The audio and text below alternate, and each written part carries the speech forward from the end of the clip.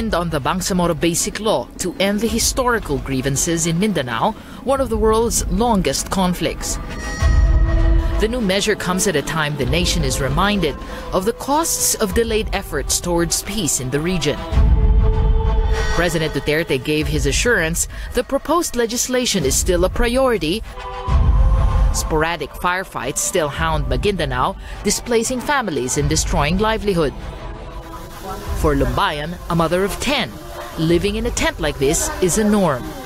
Palagi kami nakalipad dito. Backpack ng sundalo. Mahirap talaga kasi yung mga bata nagalagnat pa sila. Over 180,000 people have been internally displaced in the ARMM from 2013 to 2015. This is due to armed conflict, terror attacks, and family feud. Lumbayan fears living here, but she takes the risk anyway because her family has nowhere else to go. Gusto namin yung matigil lang yung gulo kasi para kami sa bahay namin. Pagod kami sa ganito It can be argued there can be no peace when one has no place to call home. The BBL is seen as a final step to enable the Moros to live in true autonomy. Data reveal the impact of the war in Mindanao has been vicious and costly. Economic losses so far have amounted to 640 billion pesos, while the conflict has claimed nearly 120,000 lives.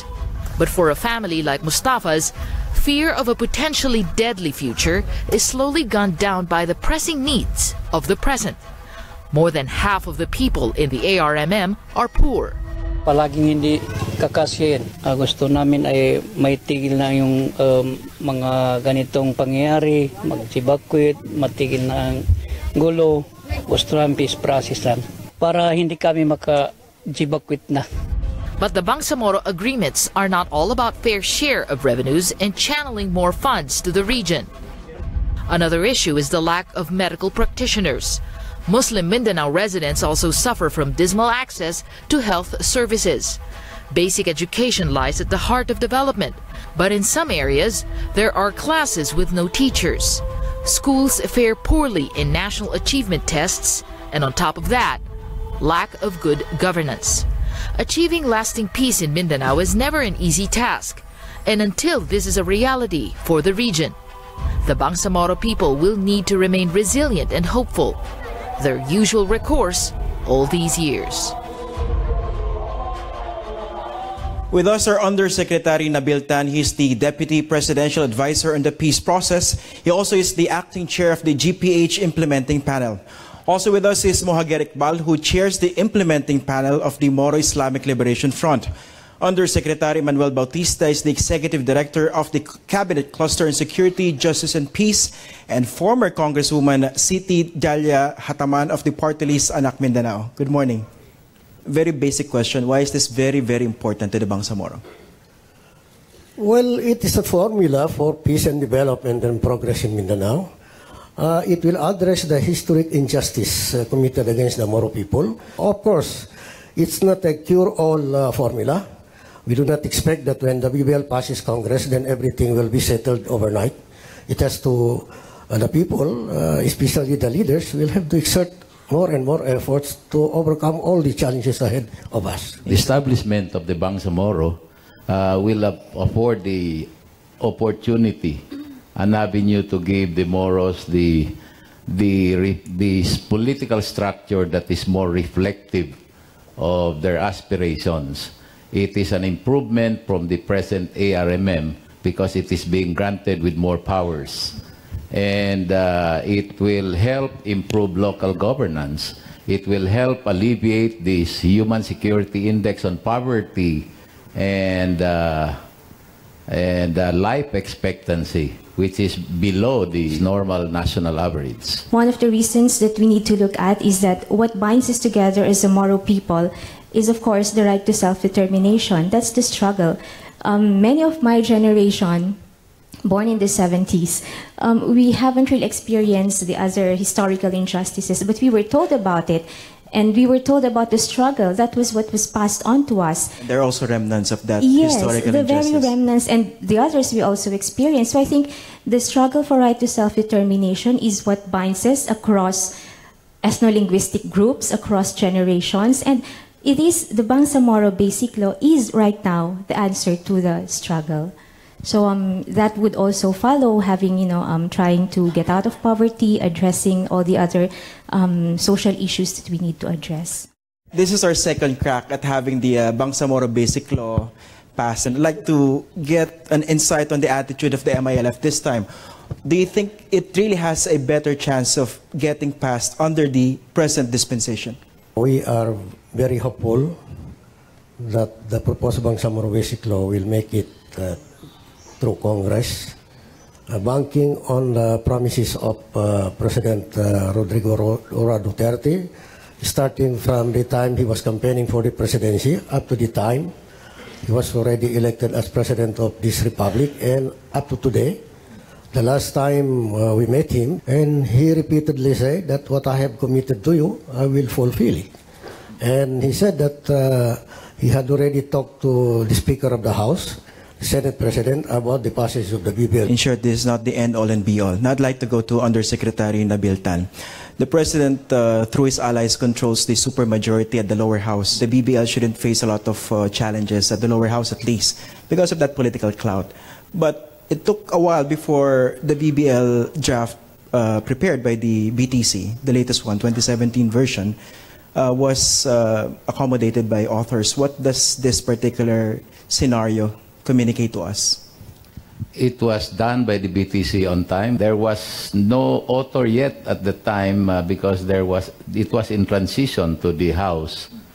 So as soon as they got it, the House was readily, went into work. The LEDAC just recently approved the filing of the bill, and indeed it has been filed, authored by more than 100 members of Congress. That goes to show there is so much interest and emphasizes the urgency of the passage of this piece of legislation. Very important. Now let's go to recently, she was still a member of Congress of the lower house just recently.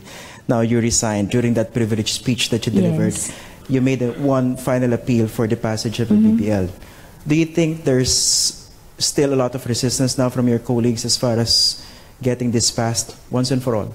Well, having more than 100 authors of the BBL BTC now, I think that's a very good sign. And yes, I was also considering the fact that I'm one vote less, but we are a supermajority. I was part of the supermajority, and before leaving, I got to talk with Majority Floor Leader Fariñas and Speaker Alvarez, and I also got the assurance from them that they will be pushing this. For Mr. Iqbal, what are the thoughts or sentiments of, especially of young Muslims now, given what's happening in Marawi City, given the threat of violent extremism, and of course, somehow the frustration that we're still waiting for the BBL at this time? Is there really frustration on the part of a lot of young Muslims now? The reality is that there is a lot of frustration among the youth. Not just among the youth, but even among old people. The crisis in Marawi has a component of frustration. Nobody is a winner in Marawi City. Not even the government is a winner. Not even the Maranos are a winner. Not even the MILF. Everybody is a loser in Marawi City. And we just hope that the BBL will pass Congress, because the BBL is an antidote to the rising violent extremism and rising violent fundamentalism. Terrorism, the terrorists that are able to radicalize some of our people by capitalizing on issues, whether real or perceived. And by capitalizing on those issues, they're able to recruit more into their ranks. And therefore, while the BBL is not a cure-all, as Chairman Iqbal here said, but it sets the political framework for us to be able to address these core issues that are being used to radicalize some of our people to join terrorist groups. Let's talk about the missed opportunities from the security perspective. What are the things that happened, which should not have happened if we were only successful in putting in place this BBL and the Bangsamoro government? It has cost a lot of lives, not just among the protagonists, but also those caught in the middle. As we have seen earlier, well, we're talking about 120,000 lives lost. What about their families and the missed opportunity in terms of development? And also, there are other issues that we need to address, to focus on.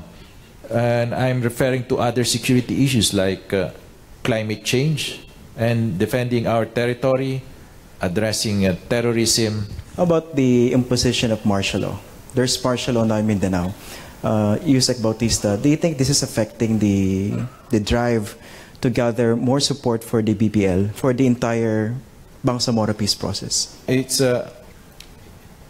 while it facilitates government's ability to address the immediate threat in Marawi, it is also not a cure-all for the issue of terrorism and dissent in Mindanao. It's a temporary cure to address a specific issue on the violence. It's another related situation here for Undersecretary Nabiltan. How does the move toward a Bangsamoro government to have the BBL pass figure in the overall federalism formula?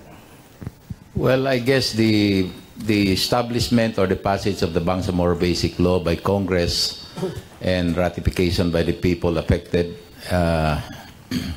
will help pave the way for the Bangsamoro to prepare for the upcoming shift to a federal from a unitary form of government. This will be also an opportunity for the Bangsamoro to come out with their own unique features in terms of incorporating the Bangsamoro political entity into the federal, soon-to-be established federal states. That's one option, right? You put the Bangsamoro territory, the government, in place first before you move to federalism. But do we have time for that? We have a definitive timeline which, if complied with, will really overtake even the massive effort or the efforts to shift to federal. We see the timeline of the end of the year to be passed by Congress or the first quarter of next year. I see federalism moves to amend the Constitution will take a longer time than 1 year or 1.5 years. So I foresee that the BBL can be, or the Bangsamoro political entity can be established ahead of a shift to the federalism. That would be good news, but pardon me for asking this. What if the other option happens, Mr. Iqbal, that the Bangsamoro, the BBL, is implemented, is enacted in the context of the bigger federalism shift? Would that be acceptable to the MILF? Well, on the part of the MILF, we are not imagining any other scenario.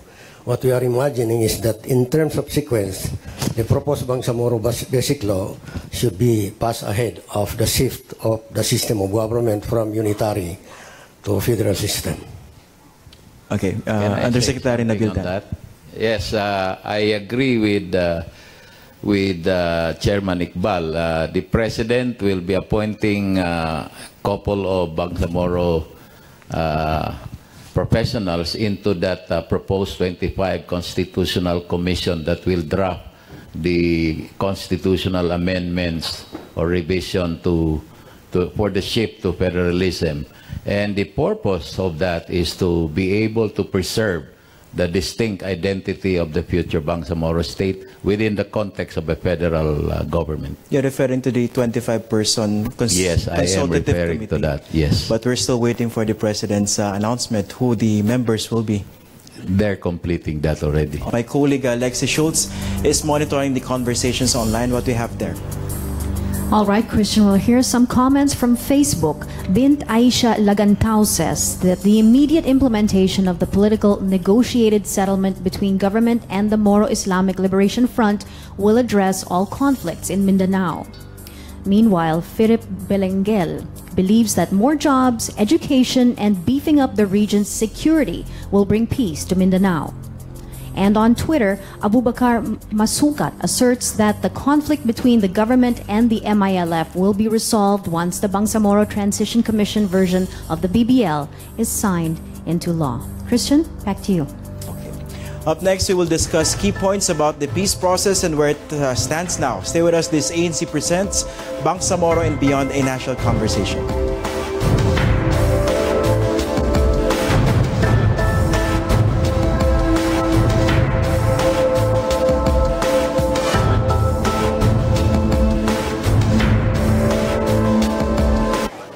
What can I get for 10 centavos?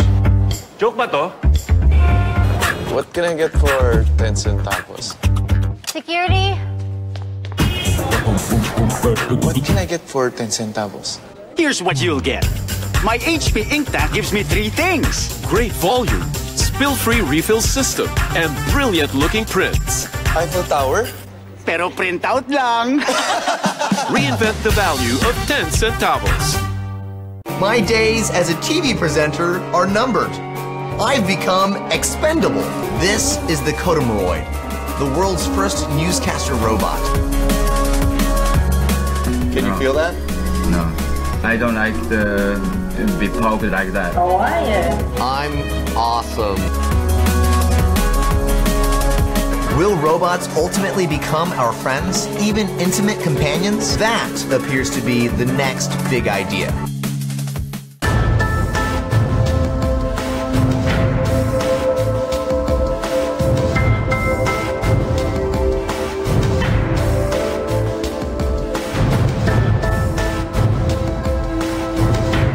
I'm in favor. For the thing is, for the past how many years, kasi 80s ako eh. So, way back then, hindi pa rin maayos. But the thing is, itong Bangsamoro may be a chance for the government to reach out sa Mindanao para magkaroon naman ng peace sa buong Mindanao. Hindi lang dito sa Manila. My request only, I am not favor, I am favor, but provided that the right of indigenous peoples will be included in that law. And to give us our distinct identity as a Romana na Manuvo, and particularly within the core area, which is the Taduray, Lambangian, to be recognized for themselves. If you look at the problems that we had in Mindanao, most of the conflicts has been recurring. If we look at the recent events that we had, it is a sufficient indicator that the BBL is not just necessary but indispensable. A new and improved draft Bangsamoro Basic Law has been certified as urgent by President Rodrigo Duterte. The BBL will implement the 2014 peace agreement with the Moro Islamic Liberation Front. But what exactly are the features of this new BBL?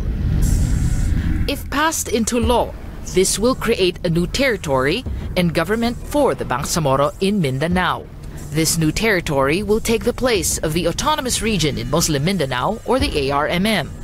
The core territory will also include Cotabato City, Isabela City, and 6 towns in Lanao del Norte. It will also cover all other barangays in 6 other towns that voted to be included in the ARMM during a plebiscite 16 years ago. Unlike in the 2014 draft, the new BBL limits plebiscites for expansion to every 5 years. After 25 years, the Bangsamoro territory shall be considered delineated and delimited. A Bangsamoro Transition Authority, or BTA, led by the MILF, will serve as an interim government. Other sectors such as women and non-Moro indigenous communities will be among its 80 members. Part of the BTA's job is to come up with legal codes. It will have a ministerial government led by a chief minister whose job is to appoint 2 deputies aside from members of the cabinet. The Bangsamoro will also have a ceremonial head called Wali appointed from a list of eminent residents of the Bangsamoro. The Bangsamoro Parliament will now have 80 members from only 60 in the 2014 BBL. Seats will also be available for women, youth, traditional leaders, and the ulama. On revenues, the Bangsamoro will get 75% of taxes, fees, and charges collected by the central government there. The rest will go to the central government. The annual block grant for the Bangsamoro was increased from 4% to 6%. This will represent the Bangsamoro's share in the national internal revenue. Public order and safety will be the primary responsibility of the Bangsamoro government. The Bangsamoro will have its own police, but the BBL makes it clear this shall be part of the Philippine National Police and free from partisan political control. Improvements indeed have been made to make the new draft BBL more palatable and acceptable, especially to members of Congress who need to be convinced. The BBL deserves a second chance.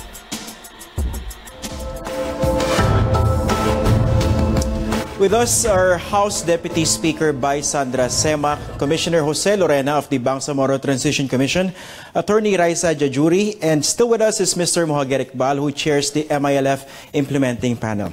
Now, there was this perspective mentioned in that particular report, whether this indeed is now more palatable, this version of the BBL. Is that really the case? You worked on this for so long.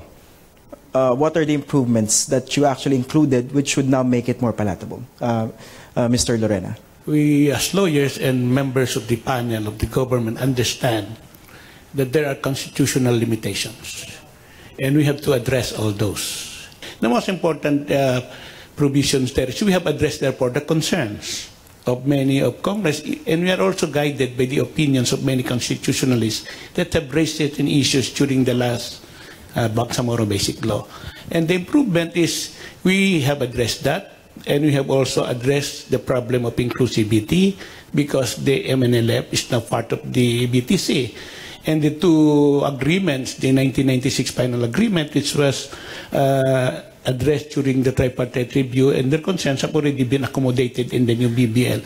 In fine, the BBL is already the articulation of the Bangsamoro interest as reflected by the articulation of the two Moro fronts, including the other people of the Bangsamoro. But if that's the case, how come Nur Miswari decided to go to the track of federalism and did not anymore submit his proposed improvements to the existing law that governs the ARMM?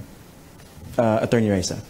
Well, I think that choice to move towards the federalism project also works well with the two processes, because now you have only one draft that will be submitted to Congress. All the concerns of the MNLF were also brought into the deliberations of the BTC and are incorporated in the BBL. So you have two tracks, one on the legislation, and then of course Professor Miswari chose to do the other track. Attorney Lorena. There are the tripartite review, which the group of Chairman Miswari was involved. There were three remaining issues which has to be considered. And this is the issue on the plebiscite for the expansion of territory that is covered by the Tripoli Agreement. If you will note in the new BBL, there is a delimitation already. That's one. On the matter of the definition of strategic minerals, which was used by the group of Chairman Miswari, this is also addressed, because the matter of strategic defense are now technically defined by including that all mines and minerals are for the Bangsamoro except the fossil fuels, thus deviating from the old formula of classifying the metallic from non-metallic. This is also an MNLF imported provision which was incorporated into the BBS. Now let's get the perspective of a member of Congress of the lower house, Deputy Speaker Bai Sema. We've been hearing about this so-called game plan. We've heard this before during the previous administration, that given the so-called constitutional questions on certain provisions of the BBL version 2014 and 2017, it would be better to implement it initially based on the provisions that are not questionable and wait till we go to charter change and later on federalism to address those so-called constitutional issues or impediments. What's your view on that? Actually, there is no game plan.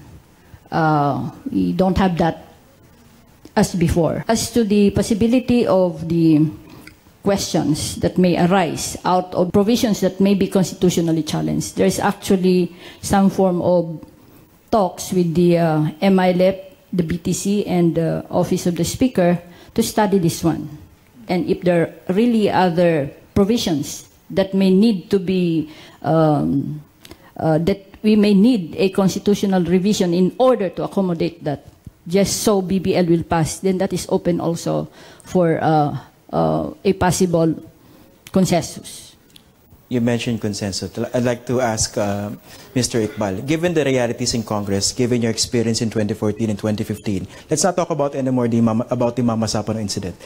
Do you honestly think that this version of the BBL will be passed, more or less the same, without getting diluted drastically? Well, ideally, the MLF wants the version of the BBL, which was just crafted by the Bangsamoro Transition Commission. But we also understand that Congress has that plenary power over legislation. But the proposed Bangsamoro Basic Law is not an ordinary legislation. It should be seen and regarded as a legislated agreement.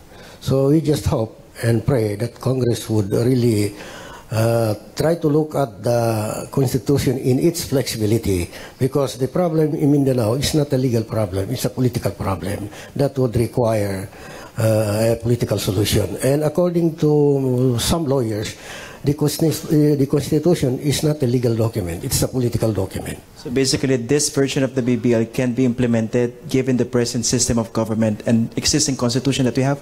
We are very, very sure about that. Even during the previous BTC, we have so many lawyers, and we have so many brilliant lawyers. And even during the time when we were negotiating the FAB and the CAB, on the side of the government, they have so many brilliant lawyers, including the current Justice of the Supreme Court, Marvic Leonin. On our side, we also have so many lawyers.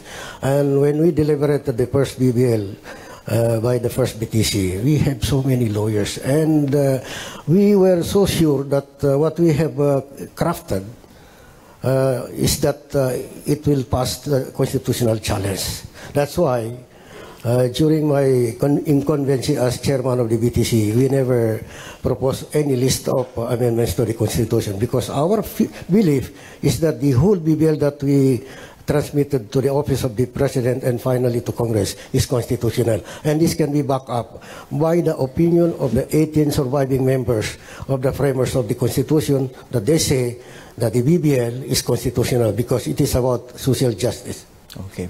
Unfortunately, the other side or the oppositors also have a lot of lawyers that also has that option to question this later on before the Supreme Court. Now let's go to the details of the so-called questionable provisions of the BBL.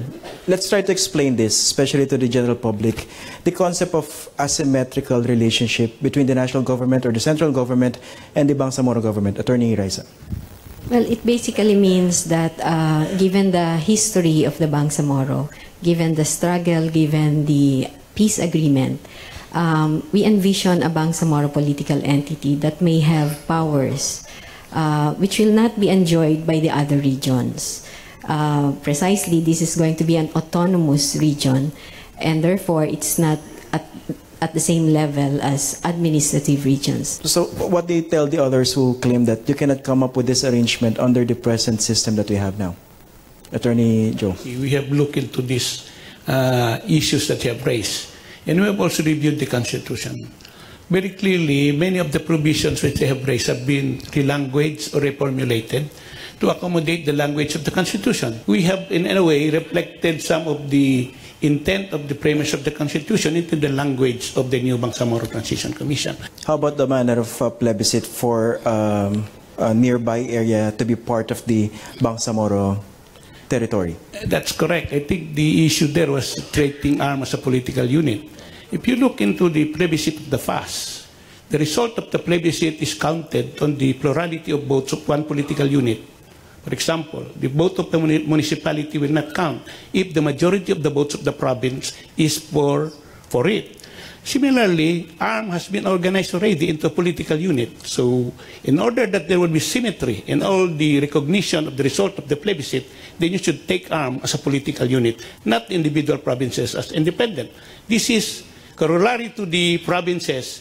You take the municipality not a separate political unit, but as part of the province as a whole. For Deputy Speaker Baisema, of course, during the previous administration, one of the most serious issues hurled against the BBL is the so-called creeping provision. Now, you mentioned the delimitation provision is now in place.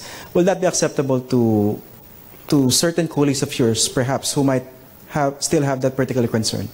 Before I answer that, Christian, the talks is always on the technical side of the law.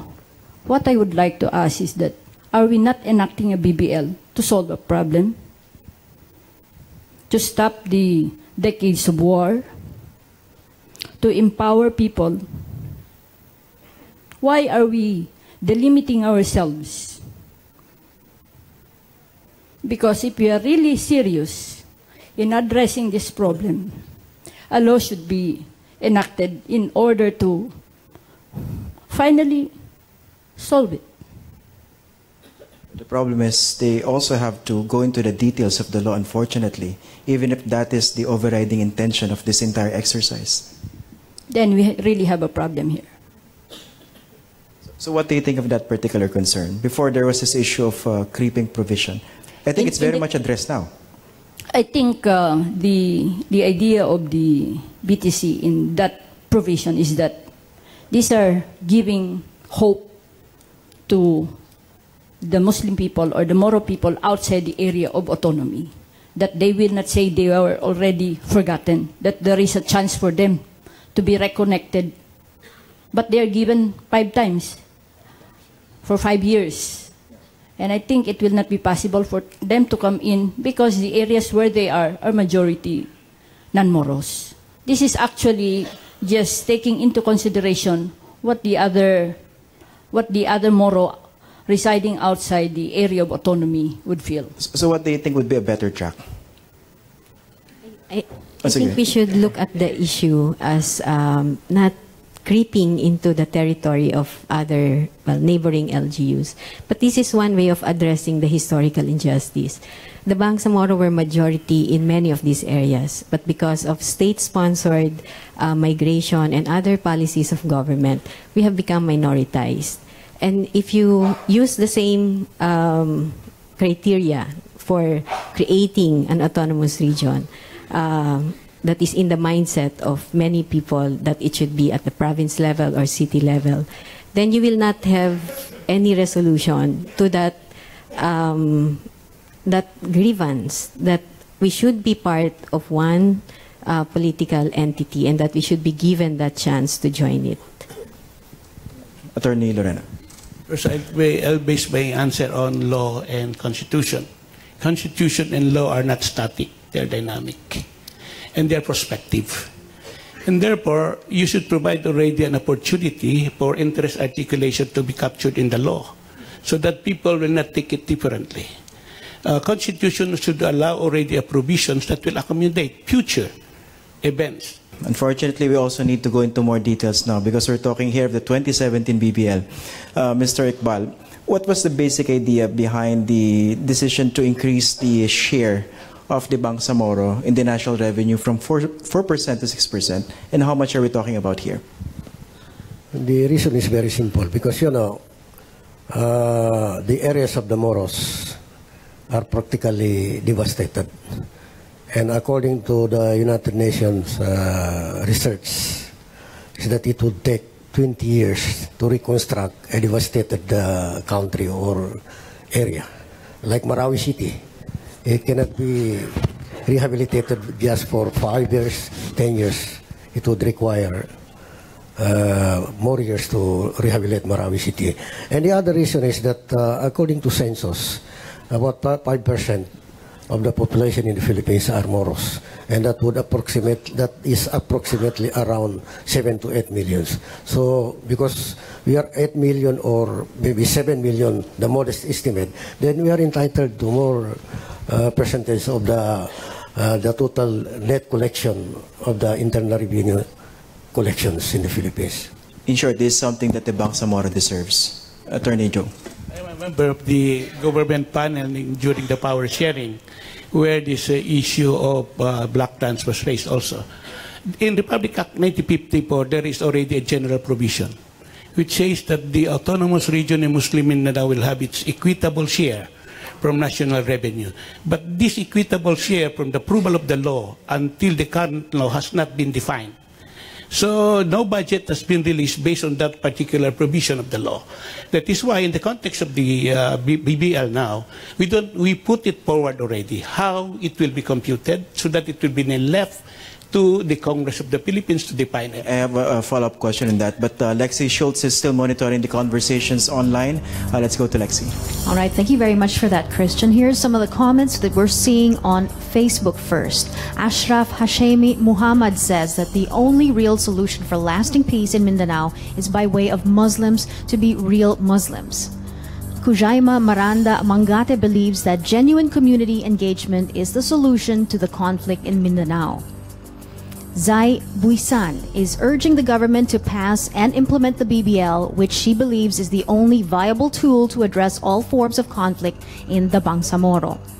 And over on Twitter now, Mahmoud Mending Jr. says that the BBL is not the key, but he believes it's a necessary ingredient to attain just and lasting peace in Mindanao. Christian, over to you.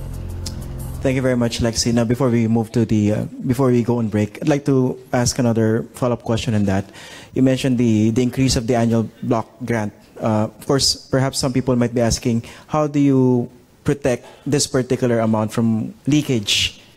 How does the BBL, given the structure of government and the protective mechanisms included in that particular proposed law, would address that concern? Well, the Bangsamoro Parliament is mandated, will have the responsibility of apportioning the budget for the different agencies and the different programs that it will have to implement. So it's going to be a block grant, but within the Bangsamoro, there will be a process for budgeting this specific amount. So it's not going to be pocketed by an individual. It will go through the usual government processes of budgeting and accountability. Okay, Attorney Joe.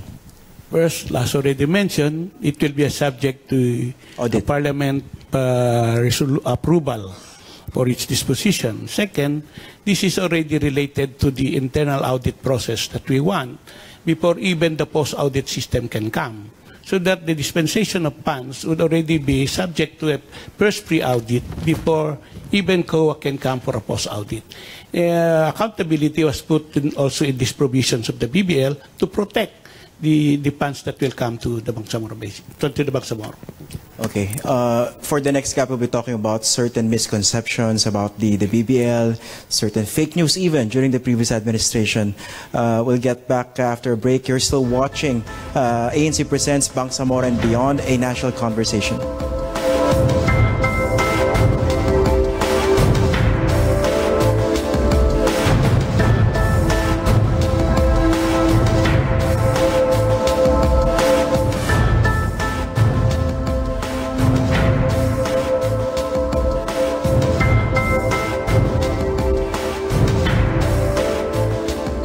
Hair problems? Transform it. All new Cream Silk customized solutions with advanced hair reborn technology. Make your hair lively straight, resiliently strong, and irresistibly smooth. All new Cream Silk. Uy, bago! Sa new Surf Purple Blooms, magbabago mundo mo sa nakakakilig na bango.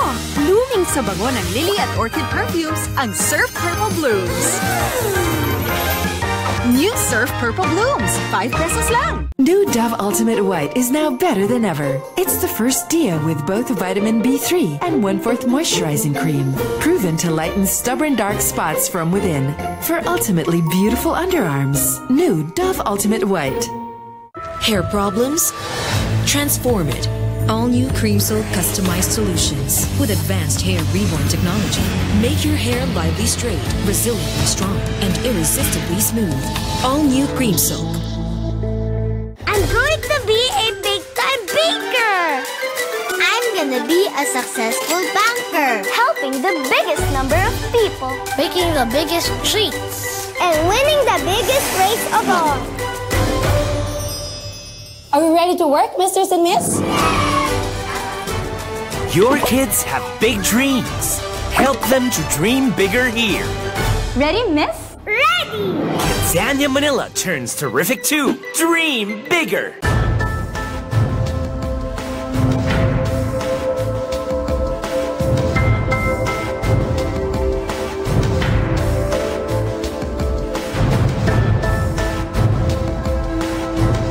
I'm in favor po kasi dapat kasi mas napoprotektahan yung ARMM natin, yung area nun. Yun kasi mas makakatulong yun para mas yung security ng place is mas maging mahigpit. Tsaka yung mga tao dun is less yung takot dun sa lugar. For me, hindi ako favor dun sa law na yun.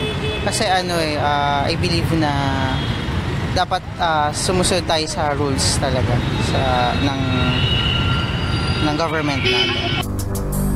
Yes, I said that I hope the BBL would pass Congress.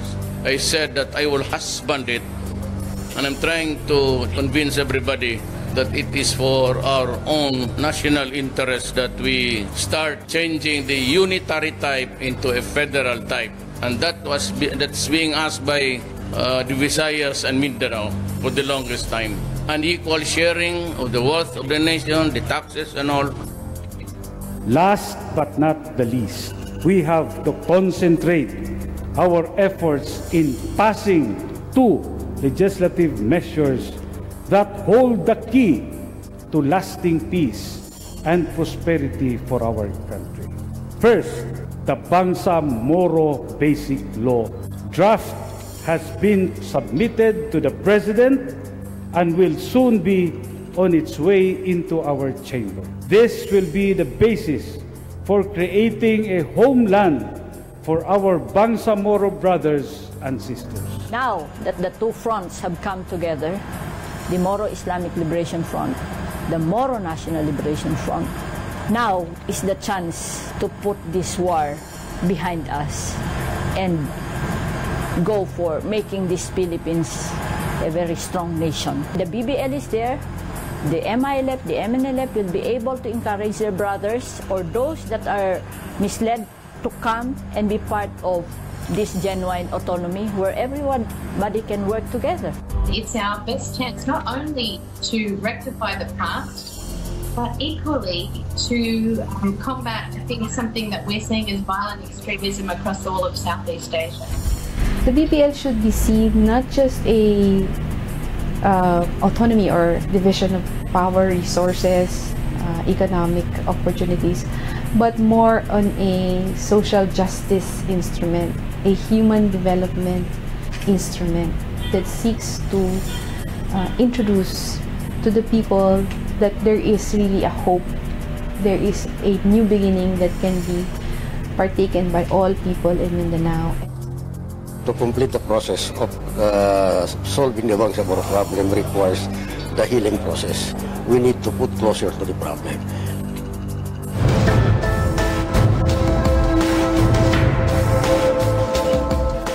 Welcome back. You're still watching Bangsamoro and Beyond, a national conversation. Now joining us in this panel is ARMM Executive Secretary Liza Alamia. Baikon Makaraya, a peace advocate from Marawi, is also the National Program Officer at the World Food Program. Attorney Cecilia Jimenez, she consults with the Office of the Presidential Advisor in the peace process, helping out on the Transitional Justice Roadmap. And Archbishop Antonio Ledesma, the Archbishop of Cagayan de Oro. Thank you very much for joining us. How do you explain to the common people why the nation here is a stakeholder and this is not just about Mindanao? For me, the settlement is not only a political settlement, but it should also be a settlement among religious communities, because both Christianity and Islam are religions of peace, and we have to work at that level, grassroots communities, understanding our own religious traditions, whether Muslim or Christian. I'd like to go to Attorney Liza Alamia. A lot of comments regarding the ARMM. Of course, the ARMM will be supplanted by the new Bangsamoro territory once the BBL is enacted. Let's address this very basic question usually thrown against the ARMM, that it is a failed experiment. That has been used by the previous administration to describe the ARMM. A lot of people are saying that we shouldn't call it an experiment. It was a solution that was put forward by the previous administrations and in the previous peace process that didn't work. Why is it not working? There are several structural problems within the ARMM as a result of the provisions of RA 9054 that we think would be filled up and can be revised and improved if we have a Bangsamoro basic law. We are ARMM, but we support the passage of the BBL. We support the demise of the ARMM so that the Bangsamoro can come in. There's a saying in Tagalog, ang sakit sa kalingkingan ay sakit ng katawan. The Mindanao, the ARMM, the Bangsamoro is part of the Philippines. Anything that is painful in any part of the Philippines becomes painful in the whole Philippines. ARMM is the poorest region in the country. Because of the conflict that is happening, no matter how much we're going to pour in when it comes to development funds, this will not redound to the benefit of the people of the ARMM and even the people of the entire country, because the conflict is still there. In short, whether the person living in Metro Manila or the Visayas like it or not, they will be affected. They are affected by what's happening in Mindanao. Yes. I'd like to address this next question to Bai and Attorney Sedge. Basically, do you feel with what happened in 2014 that the public sentiment on the ground has improved somehow? Like there's more acceptance now, less misunderstanding, misconceptions about the BBL? Probably not directly on the BBL. Looking at the situation, the recurrence of conflict will contribute somehow, will attribute to the deprivation of the people of what are the basic services that should be there. And not only that, but that will make them even more vulnerable. If this will be attributed to the loss of productivity, to the health cost, and even to the education, that will somehow link to the issues about our children in Manila and other areas. Because for every resources that is poured, that is wasted given and wasted in conflicts, that would mean getting it from the development efforts that should have been done in other parts of the country. And incidentally, this particular issue is not talked about that much, especially in Metro Manila. I'd like to go to Attorney Sedge. You work for the Transitional Justice and Reconciliation Commission. Let's talk about specific recommendations by this body to be able to address the healing requirements of people who have been affected for so many years by the conflict in parts of Mindanao. Among our recommendations are really recommendations addressed to civil society and government agencies as well as to the Bangsamoro people with regard to how transitional justice measures can be incorporated by an all of government and all of society approach. And this is very important because we don't see that transitional justice can only be done by the Bangsamoro. It has to be a national endeavor. Our recommendations actually cover two sets. One recommendation is the setting up of a national transitional justice and reconciliation board or entity for the Bangsamoro. And the other set of recommendations are specific recommendations, over 90 in fact, that are addressed to the different stakeholders. Now, speaking of historical injustices done against the Bangsamoro, of course, there are also historical injustices done against the indigenous peoples, the Lumads. How do they figure in this entire BBL equation? How will this benefit them? Bishop Ledesma.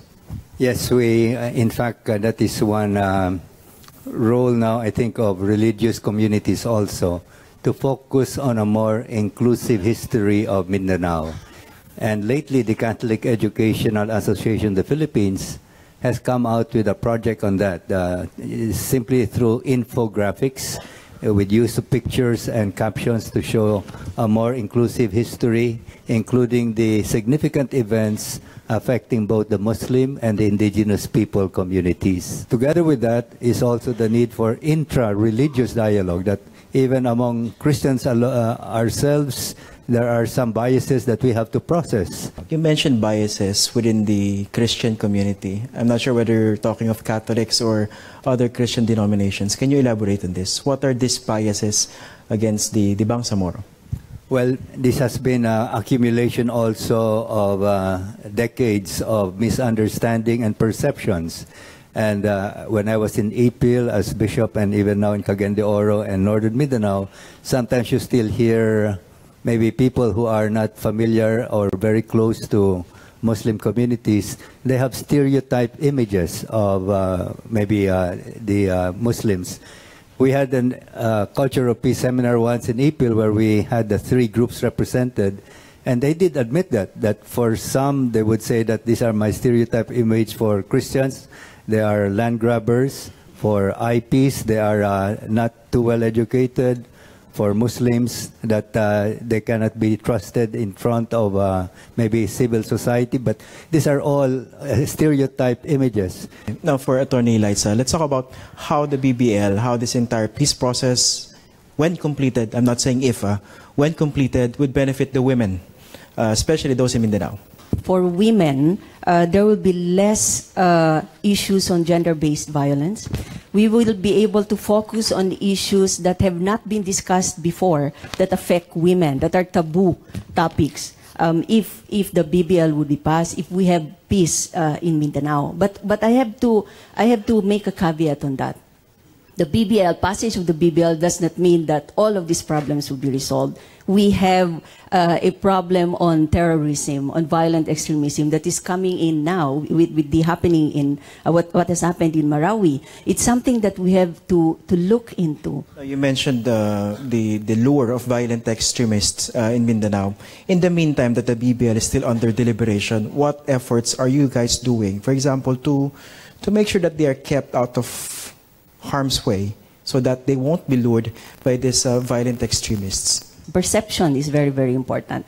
If the people can see that they have a government that they can run to, and they can see that the services are being delivered to them and all of their rights are being respected, the poverty incidence level has gone down, then people wouldn't be enticed to join these groups, the violent extremist groups. But it's not as simple as that also. There has to be a comprehensive multidimensional approach on violent extremism and terrorism. And what we're doing now is working with religious leaders, not just the Muslim religious leaders, but also the Christian, the Catholic religious leaders, the youth, and the local government units in trying to stop the transfer of the youth, especially the youth, from where they are now into joining these groups that are violent.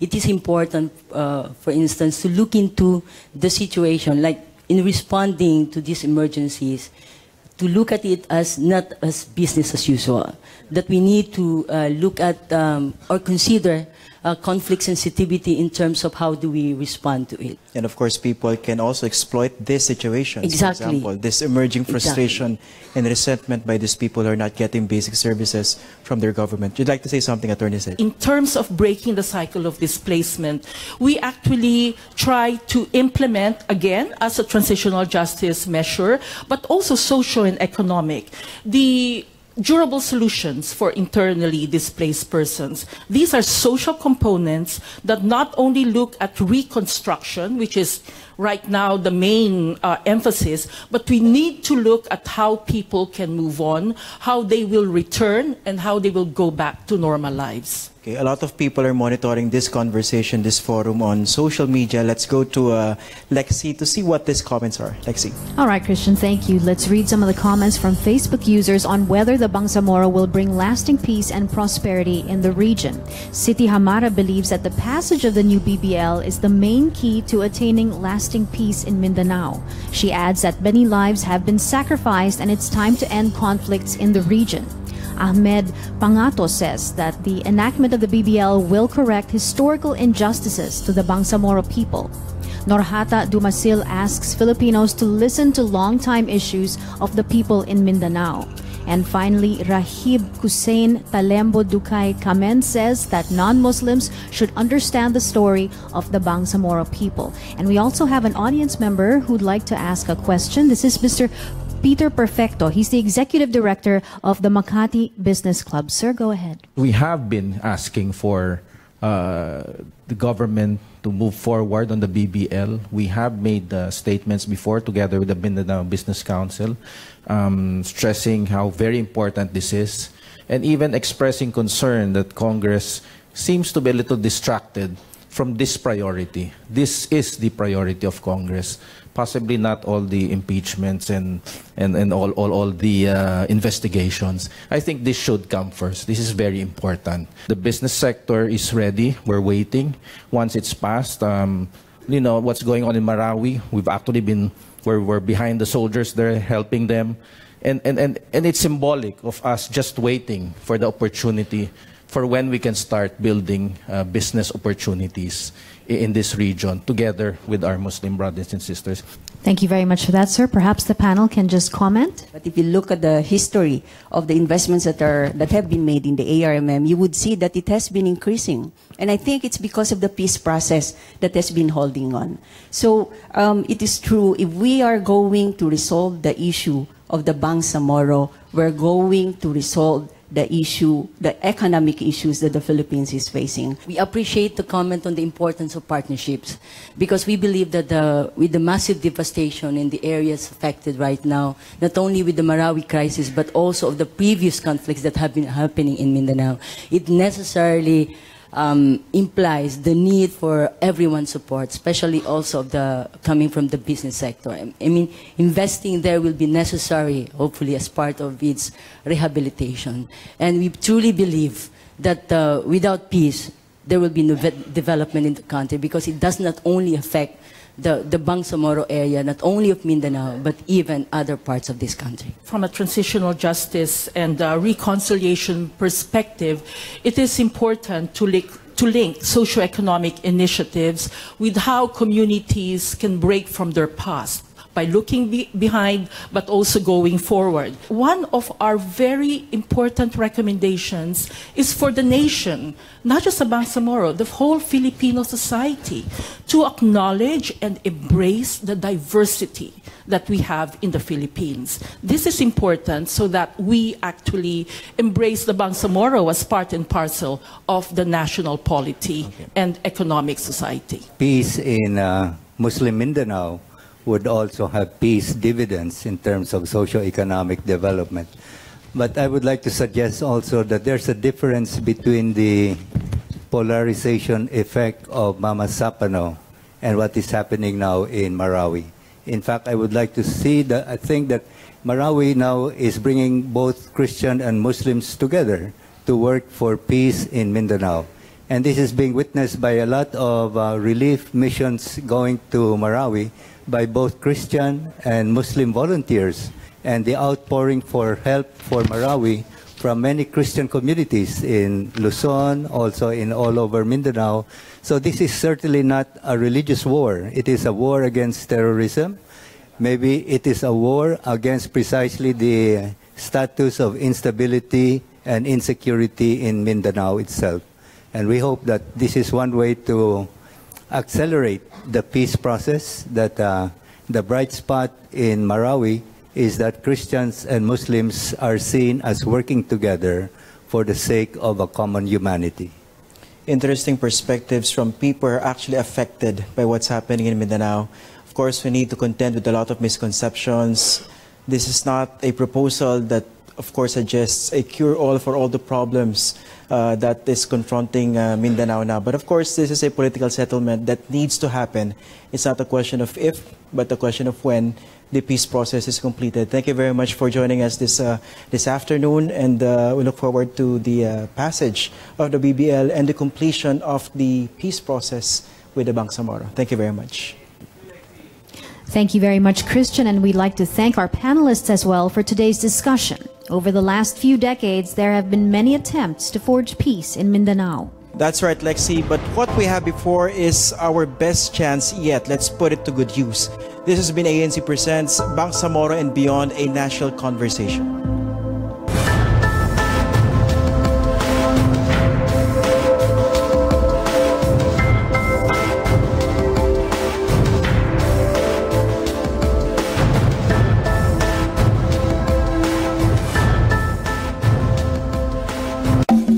is an expression to celebrate our life.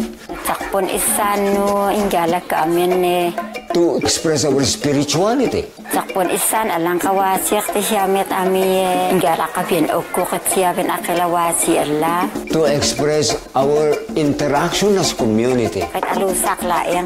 We don't weave because we want to show. We weave because it makes our life complete.